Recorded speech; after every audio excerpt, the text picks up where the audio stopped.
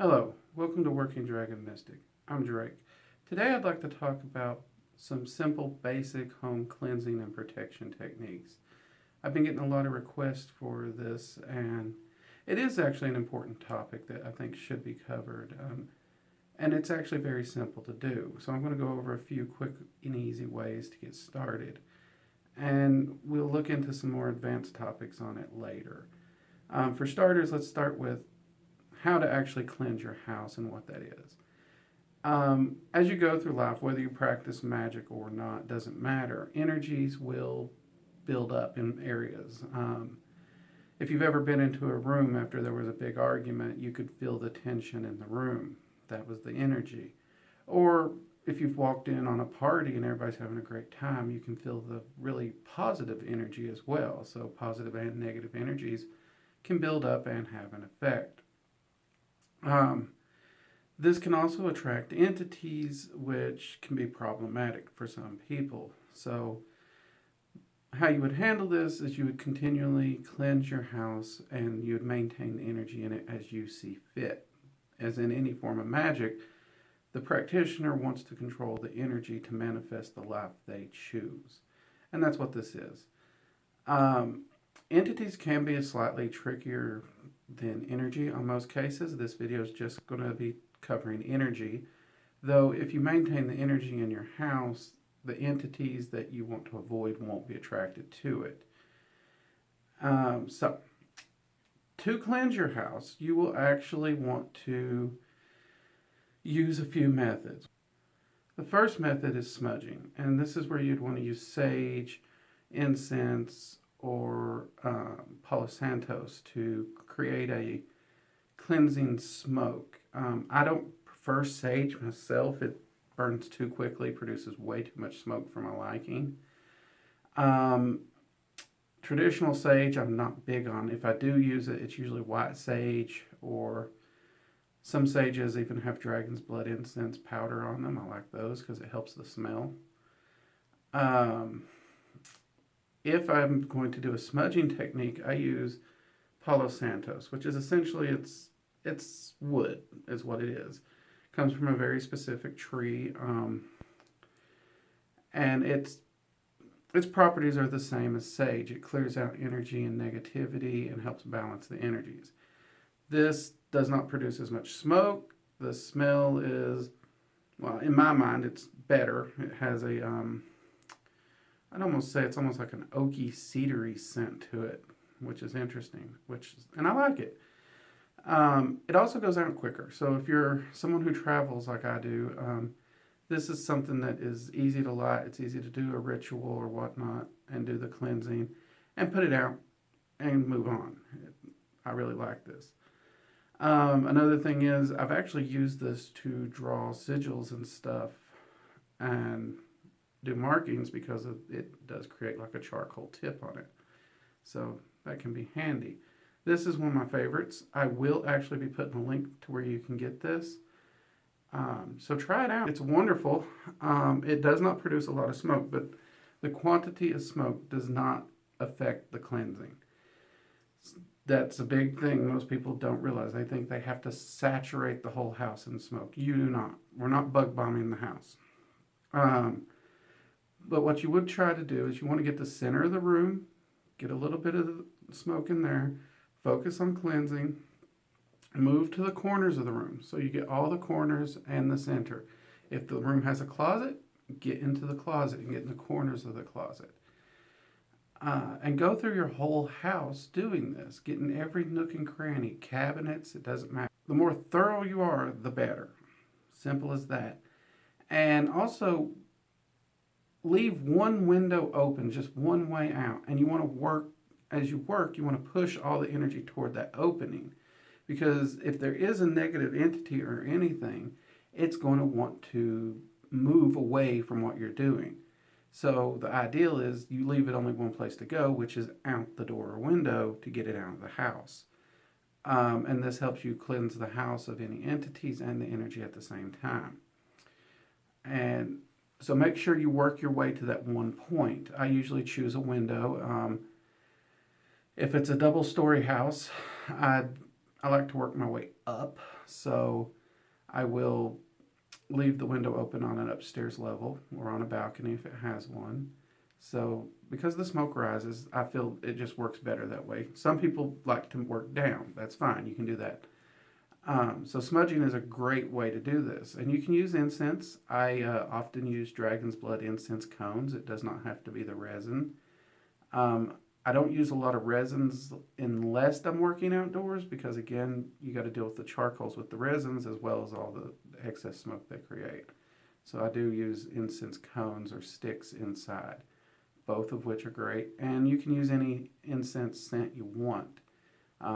Frankincense and myrrh are popular, as is copal. Dragon's blood's just my particular favorite incense that I use for almost all my workings, which I work with dragons, so that makes sense. Another option is you can actually do what's called an energetic cleansing. These take a bit more skill because you have to be knowledgeable in energy work or some form of banishing ritual to cleanse the area. Um, with energy work, you're pushing all the negative energy out, processing it through, cleansing it, and filling the room with the energy that you prefer. An example of a ritual would actually be the lesser banishing ritual, the pentagram, which most ceremonial magicians learn straight off the bat, and many Wiccans and pagans know it. It's become very popular and very well known. It's also abbreviated as LBRP, and that ritual is simple, and the whole motions of it pulls in a specific energy, cleanses the area, and banishes things. The visualization on this, if your visualization is good enough, you could do a single ritual to encompass your whole house. But starting out, my recommendation is to do one ritual either per floor or per room. And that's a perfectly viable way of cleansing a house as well. I do not have time to go into the lesser banishing ritual of the pentagram here, though I will actually see if I can script a video on it and go into the basics and possibly offer up a few modified versions of it, as I know some people don't like the traditional versions. But that'll have to be a later date because that ritual, as simple and quick as it is, to explain it is a much longer process. Another option for cleansing that you can do is charged or blessed water. And that's exactly what it sounds like. It's holy water, moon water, Florida water. And this is essentially water that has been blessed by an entity or divine, or even just charged with your energy. This is possibly the easiest when it comes to using energy to cleanse your house because instead of having to channel all the energy all the time, you just get your bowl of water and you would focus energy into it for cleansing purposes. That is your intent. That's the intent you want to pour into the water. And you would sprinkle this lightly throughout the house. Actually, one of the things I love to do is actually put it in a spray mist bottle, like you'd spray your cat with, and just mist it through the house.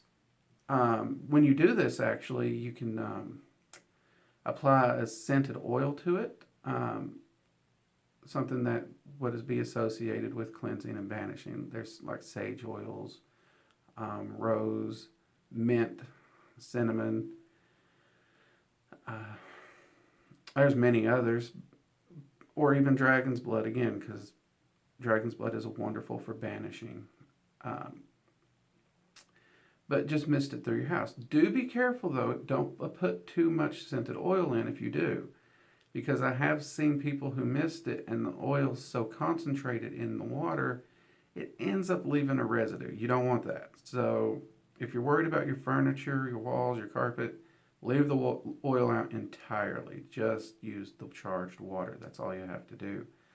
One thing that you can add to the water is a little bit of sea salt. It also has a very purifying aspect to it. So if you're going to use the water method, add a little sea salt to it. And again, just mist it around the house. Probably the quickest and easiest one. I love this one. It's very transportable, so I use it quite often.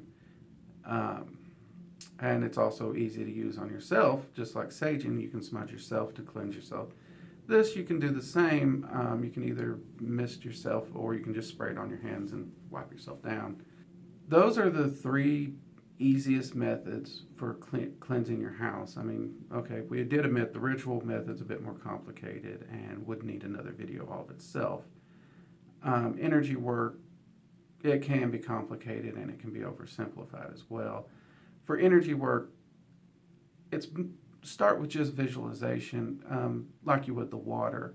You want to be pulling in that energy and projecting outward that cleansing energy from you.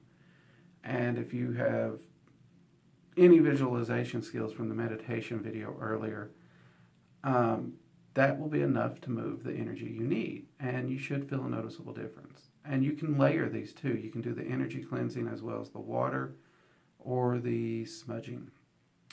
But do it and have fun. I would actually recommend cleansing your house bi-weekly or minimum at least once a month. Those energies will build up. And you'll notice you and your roommates or family, you're going to get a bit snippy with each other as those energies build up. And as soon as you do the cleansing, it just stops. So my recommendation is usually bi-weekly. Do a good house cleansing bi-weekly. Now, once you got your house cleansed, the question is, how do you keep it from getting excess negative energy to begin with? Because not only do you want to clean the house, you also want to protect it. Well, there's a few methods. My favorite method requires physical wards, which is a slightly more complicated method, and I do plan to do a video on actual wards soon, actually. So I'll be holding off on that one. But the concept is you position these wards throughout the house in a way that layers the protection over it, creating a physical, constant energy field. And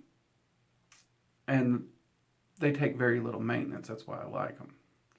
Another method is people can charge and program crystals and stones and place those around.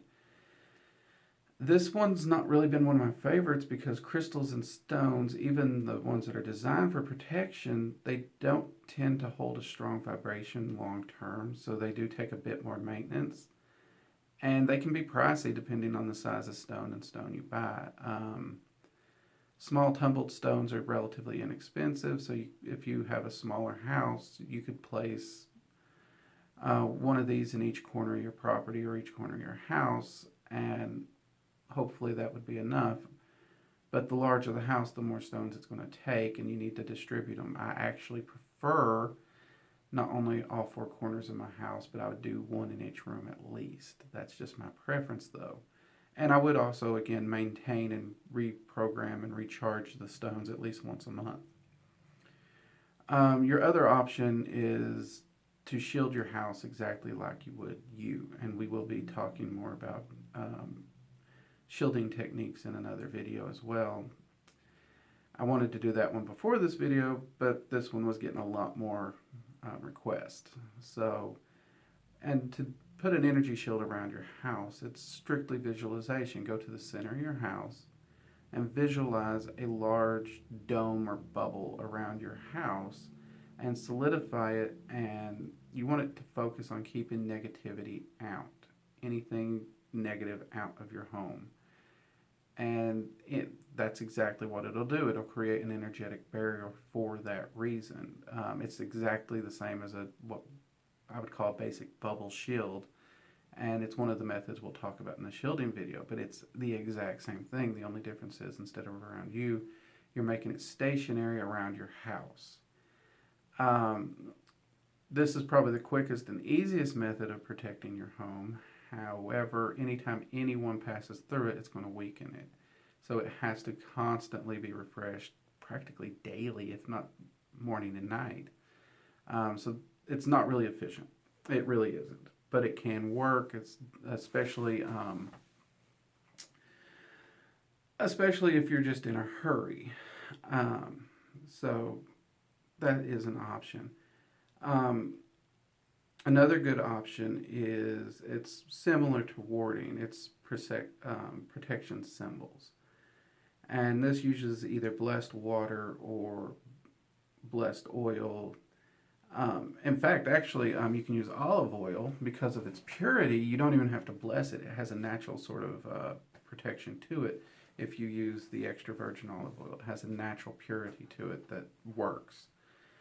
And you just take a dab on your finger and you would draw a protective symbol over the doors and windows and any entry points in the house. Um, and the symbol can be anything that you choose that you find particularly protective in nature. Many pagans choose a pentagram. I know a lot of Norse practitioners will use the sign of the hammer. Christians, they use the cross often enough, I know many Christian practitioners who I even work with, and I have to admit the cross works great, so there's nothing wrong with that. Um, I know one young lady who uses a kanji. She is Japanese, so she actually knows how to draw it and what to say. One person's even designed their own sigil from the word protection, which we're going to do a video on sigil magic. And one person actually uses the name of an ancestor of theirs who they feel watches over them and protects them. And that's totally legitimate, and it does a wonderful job. I've visited her home many times, and the energy there is awesome. So she's definitely doing something right. And again, you can just use regular old extra virgin olive oil for that. To be fair, it can leave a residue on your window frame or above the door. So if you're renting, that's something to be mindful of. You might have to repaint over that depending. You can also charge and bless the olive oil to add a little extra power to it. Nothing wrong with that. I know some people who actually like to make a tincture out of the olive oil, which is you would use protective herbs. Again, let's say sage is a good option. And you would pour the olive oil over that and let it soak.